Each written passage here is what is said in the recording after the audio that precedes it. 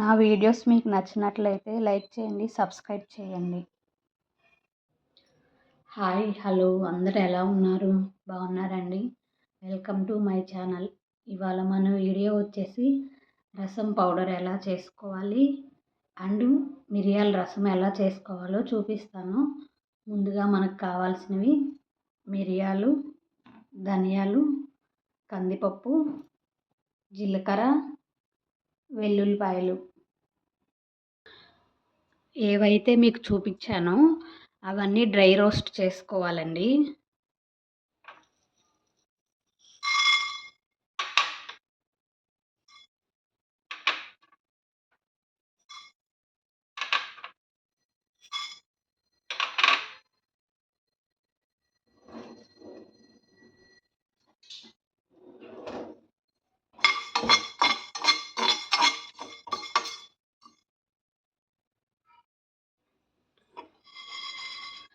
Fry అయిపోయినాయండి. నేను ఒక ప్లేట్లోకి తీసుకుంటున్నా.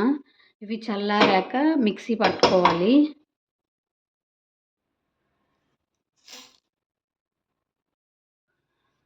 ఇలా మెత్తగా పౌడర్ అయ్యాక వెల్లుల్లిపాయలు వేసి ఒకసారి మిక్సీ పట్టుకోవాలి.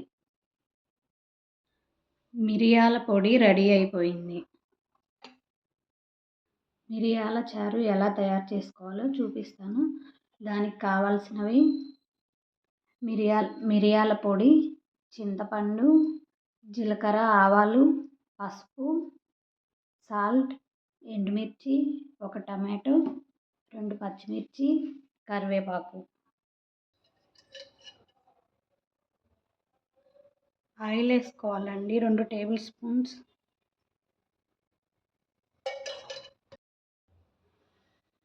ఆవాలు, జీలకర్ర కొంచెం ఫ్రై అవ్వాలి.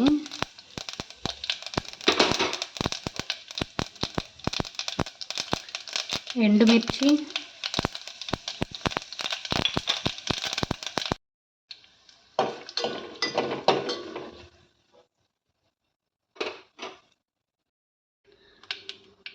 పచ్చిమిర్చి వేసేసుకున్నా.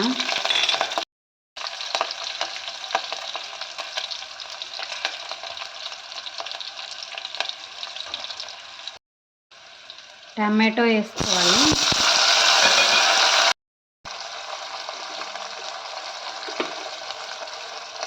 సాల్ట్. 5 నిమిషాలు మూత పెట్టాలి. ఇక్కడ టమాటో మగ్గిపోయిందండి.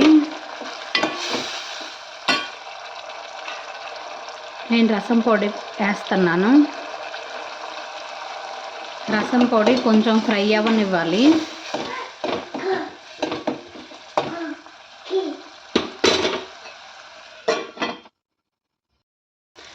ఇలా ఆయిల్ బయటకు వచ్చినప్పుడు చింతపండు వాటర్ పోసుకోవాలి.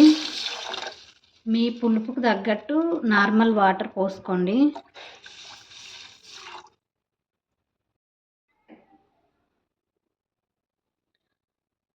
పసుపు, కారం, కరివేపాకు వేసేసుకోవాలి.